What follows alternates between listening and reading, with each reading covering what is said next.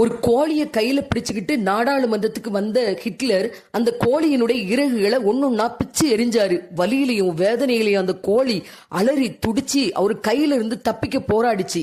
அங்க இருந்த அமைச்சர்கள் எல்லாம், ஐயோ பாவம், அந்த உயிரை இப்படி வதைக்காதீங்க, விட்டுருங்க அப்படின்னு சொன்னாலும் ஹிட்லர் கேட்கல.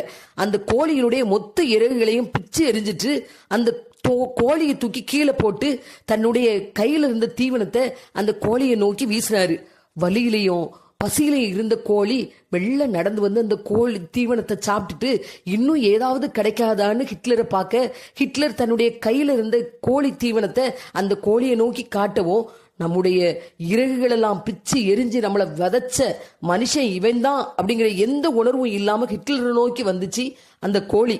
இதை பார்த்த அமைச்சர்களுக்கெல்லாம் ஆச்சரியம். ஹிட்லர் சொன்னாரு, வாக்காளர்களும் இப்படிதான் 4.5 வருஷம் விலைவாசியை உயர்த்தி வரியை ஏத்தி அவங்களை ஒடுக்கி விதைச்சாலும் கடைசி 4 மாசத்துல நாம ஏதாவது இலவசமா கொடுத்தோம்னா நாம செஞ்ச அநீதிகள் எல்லாம் மறந்துட்டு மறுபடியும் நமக்கே வாக்களிப்பாங்கன்னாரு. நாம் ஹிட்லர் கையில் இருந்த கோழியா